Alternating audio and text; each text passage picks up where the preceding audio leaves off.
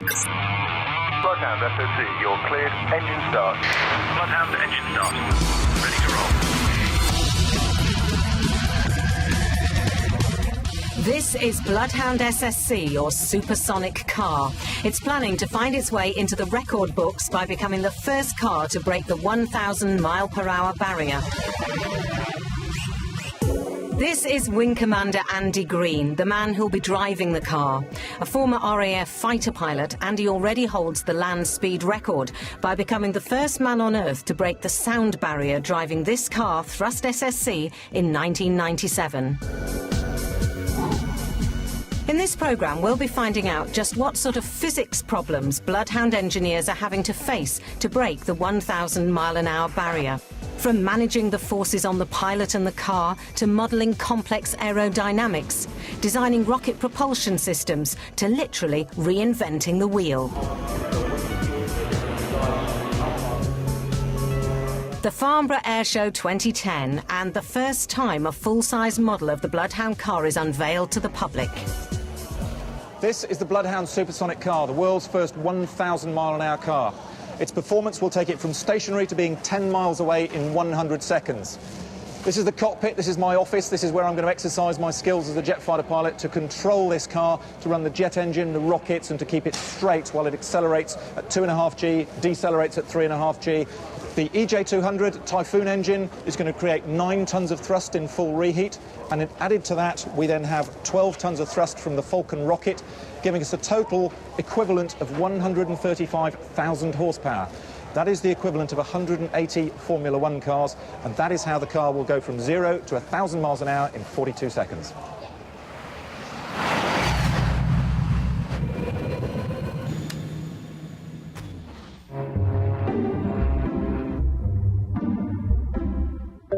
Summer 2010 and Bloodhound engineer Annie Beresford has come to White Waltham Aerodrome in Berkshire to meet Andy for the flight of her life.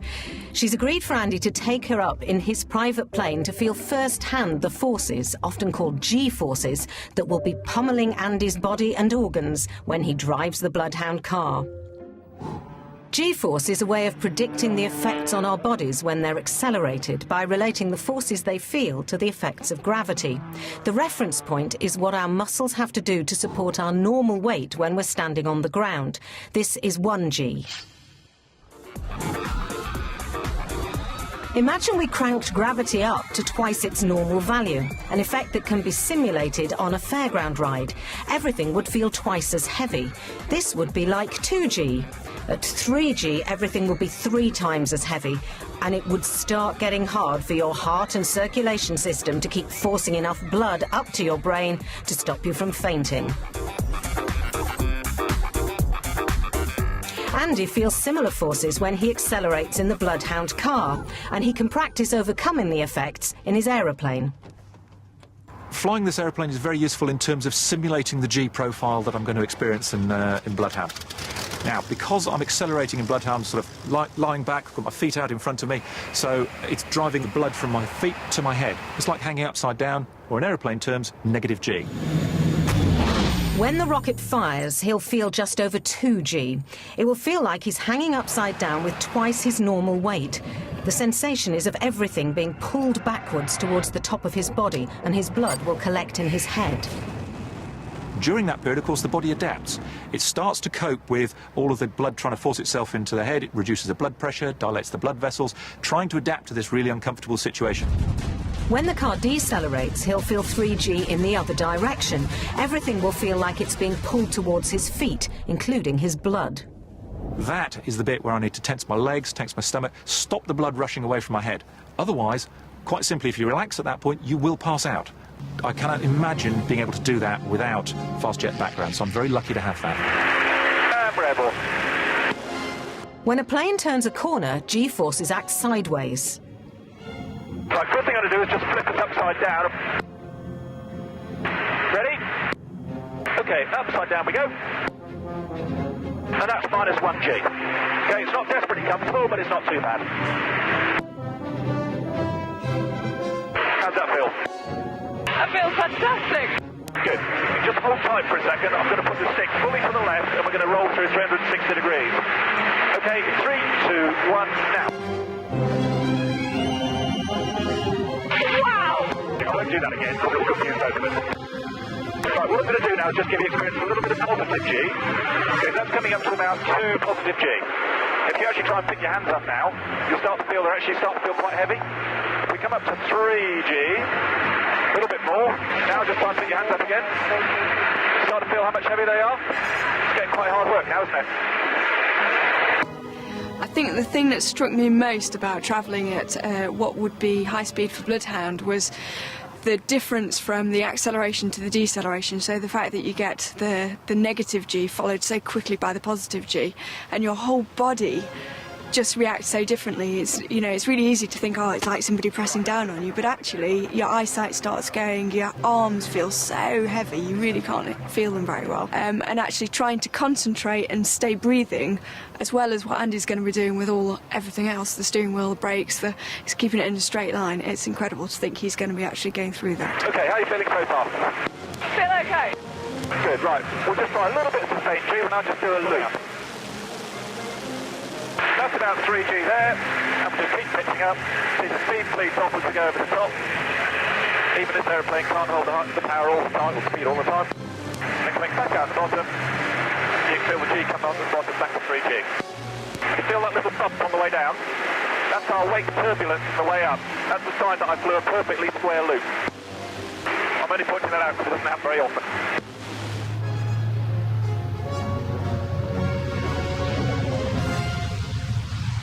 I've got a huge amount of respect for what Andy does. It's very easy to listen to the numbers of -2.5G and +3G and think, oh, okay, you know, that doesn't sound that crazy. But actually, when you experience it and feel how difficult it is to function under those conditions, it makes you realise what a tough job he really is doing out in that car.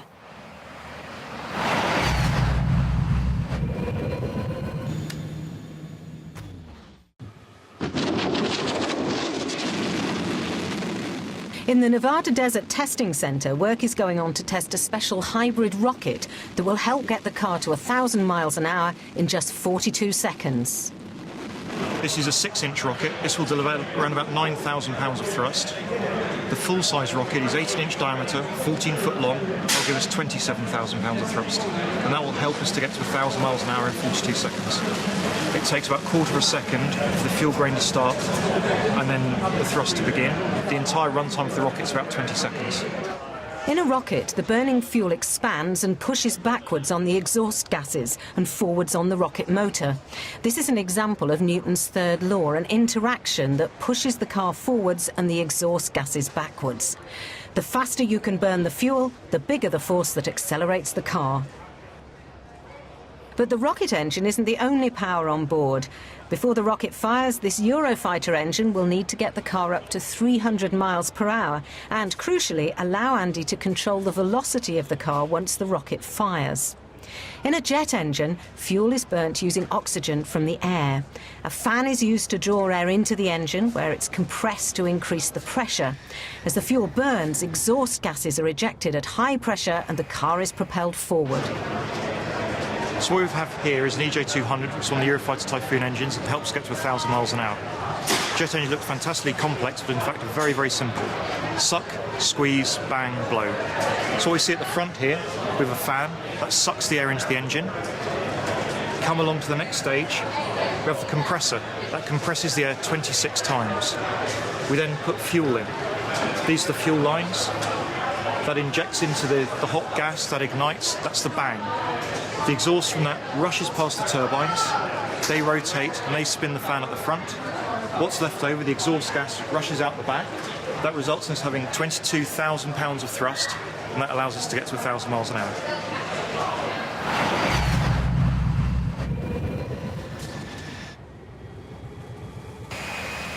It's one thing getting the car to 1,000 miles per hour, but it's another thing being able to steer it in a straight line. One of the biggest problems is that the faster a wheel is spinning, the harder it is to turn sideways. We call this the gyroscope effect. When wheels are spinning at 10,000 revolutions a minute, it has a massive effect on steering, and that's a problem if you need to correct for the wind or a bump on the ground. What we've got here is a replica of the wheel of the car. These wheels are going to weigh about 100 kilos each, and during the running of the car, they'll be travelling at about 10,000 RPM. Forces on the rim of this wheel are about 50,000 G. What we've got here is a device to demonstrate the gyroscopic forces when we're trying to steer the wheels of the car. So if I get Mark in to give me a hand, if you'd like to hold onto that, just try and turn that like a bicycle wheel. It's quite easy to turn. It's very, very easy to turn there. So what I'm going to do is I'm going to spin this up quickly, and we're going to do the same thing and see what happens. Give it a go. It's a lot harder. See the wobble on that? So imagine this wheel is one of these, so it weighs 100 kilos and travelling at 10,000 RPM. That's the sort of forces we've got to deal with when we design the steering of this car.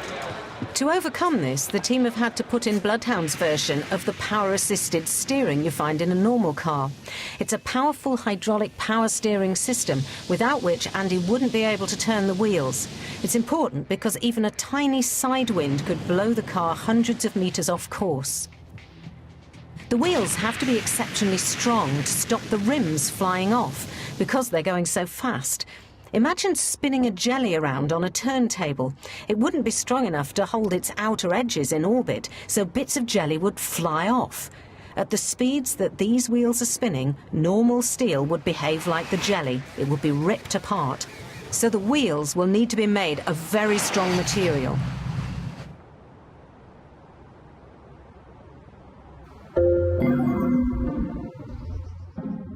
Finding a jet engine and a rocket that will get the car up to 1,000 miles per hour isn't the only challenge. They need to design a shape that'll allow the car to cut through the air and stay on the ground at that speed. That's why the Bloodhound team brought in help from the University of Swansea to work on the aerodynamics of the vehicle. There are two forces Bloodhound engineers have to watch out for. The force of lift, created by the pressure of the air pushing the car upwards, and the force of drag, created by the air pushing back on the car when it moves forward. From the perspective of an aerodynamicist, the main challenges are, I guess, some of the obvious ones. Can we keep this car on the ground at 1,000 miles per hour? A vehicle like this wants to take off, and we've got to make sure it doesn't take off. Also, we've got to try and minimise the drag that's acting on the vehicle. If we can reduce the drag that the air is causing on the vehicle, then we've got a better chance of getting to 1,000 miles per hour with our rocket and our jet engine.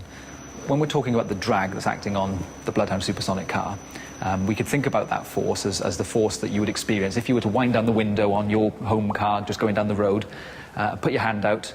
The force that you would feel on your hand trying to push your hand back is a drag force. So we're aware that air can exert forces on objects. It can exert a force on your hand, or if you're cycling along, you can sometimes feel the force of the air pushing you, trying to push you back. That's a drag force. Traditionally, vehicles were tested in wind tunnels like this one, in which air is passed over a model of the vehicle and smoke trails are used to show how the air will move around the car.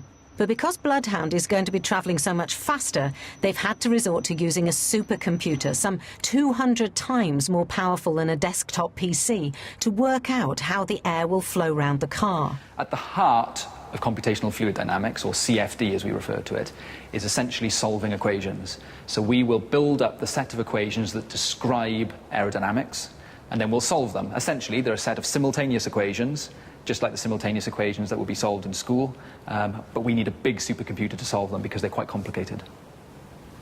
On the left-hand side here, we're looking at the pressure distribution on the underside of the vehicle. So purple is high pressure, red is low pressure, and what we're always trying to do is minimise the amount of high pressure on the underneath of the vehicle because that results in lift on the car. On the right-hand side, we're actually looking at the pressure distribution over the desert itself. As well as being concerned about what the pressure is doing to the car, we're also interested in what the pressure is doing to the desert, because we don't want to damage the surface in such a way that the front wheels will degrade the surface so that the rear wheels have no solid surface to run on. The Bloodhound team are using the same software to examine the airflow round the car as was used to help design the Airbus A380, the world's largest passenger aircraft. The A380 is a very important aircraft in many ways because it was one of the first civil airliners that was designed solely using CFD technology. Up until the A380, most aircraft were designed using a combination of computational modelling and wind tunnel modelling. But the Airbus A380 was the point in time where we had started putting more confidence in CFD modelling than wind tunnel modelling. The A380 aircraft is an incredible aircraft. It is huge. If you ever see it, it's hard to believe that it would ever actually take off. And of course, the team that designed that aircraft used CFD modelling to give them the confidence that that aircraft would fly, which of course now gives us the confidence that we've used the same techniques to design Bloodhound, so it gives us the confidence that what we've done is design a safe car that will get to 1,000 miles per hour. The computer calculations have already forced the Bloodhound team to rethink their design at least once. So this is the first design of the Bloodhound supersonic car, and lots of the big changes that we've made to the design of the car are focused at the back end here. In this configuration, the rocket is positioned on the top of the car, and it's actually generating an awful lot of thrust, 12 tons of thrust, which is more than the jet engine. So a combination of having the rocket positioned up here and also the strong shock waves that would be generated from the wheels in this configuration would have generated an awful lot of lift at the back end of the car, which at about 800, 850 miles an hour would have lifted the whole back end of the car up, firing the nose down into the ground. And you can imagine this travelling 850 miles an hour across the desert, flipping up like that would have been a catastrophic disaster. So a lot of the work that I've been doing has been identifying those problems. If it wasn't for the computational modelling, we may have tried running a car like this, which of course would have been potentially very dangerous. So now the jet engine sits on top of the rocket.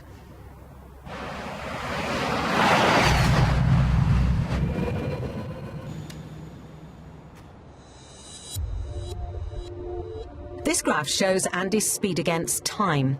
When he starts up the jet engine, he begins to accelerate. His speed increases fairly gently, about half a G. When he cuts in the reheat on the jet engine, the acceleration increases to 1 G. You can see that the gradient of the graph has increased. After 25 seconds, Andy fires the rocket. This is the steepest section of the graph, which shows he's reached maximum acceleration of 2.2 G. As his speed heads towards 1,000 miles per hour, the drag forces are increasing and reducing the total net force pushing forwards.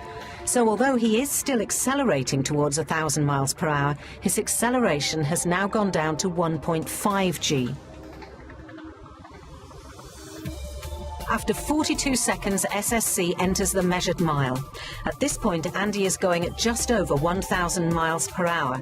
The drag forces are so great that they balance the driving forces. The car is going at its terminal velocity. As soon as Andy cuts the engine, the drag forces are left on their own. They cause the car to decelerate enormously, about -3 G.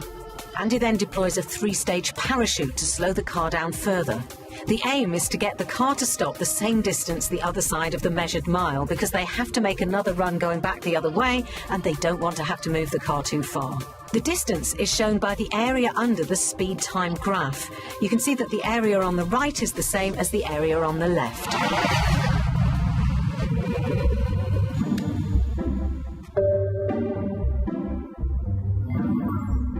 It's up to the team back at Bloodhound headquarters in Bristol to work out how to actually fit all the bits of the car together. Once again, they're relying on a computer. So as a project as a whole, we've got some massive challenges around fitting the jet engine and the rocket and all these fuel tanks and other systems into the structure, and into a structure that's going to be able to travel up to 1,000 miles an hour and then back down again, with all of the pressures and the forces that will be subjected not just to Andy, but also to the structure and all of those components within that structure. So it's a little bit like when you go around a roundabout quite quickly, and sometimes if there's several of you sat in the back of the car, you'll find yourself going over to one side and maybe your brother or your sister are squashing you against the door. And it's the same for the fluids within the engine. The fact they get pushed to one side of the engine or they get pushed to the front of the engine. And the engine needs to have the fluid in the right place to work properly. That's a real challenge. There are many thousands more hours of work to be done before the car finally attempts to make it into the record books. For now, the closest Andy Green can get to experiencing driving at 1,000 miles per hour is back in the cockpit of his personal plane. No one has ever done this before. No one has solved those problems. We are coming up with new science. And that starts with the basic maths in terms of the manipulating the numbers, in terms of the basic chemistry of the reaction in the rocket, in terms of the basic physics of what actually happens at a wheel rim. We're taking basic science and taking it to its absolute limit at 1,000 miles an hour. As far as I'm concerned, science just doesn't get much more exciting than this.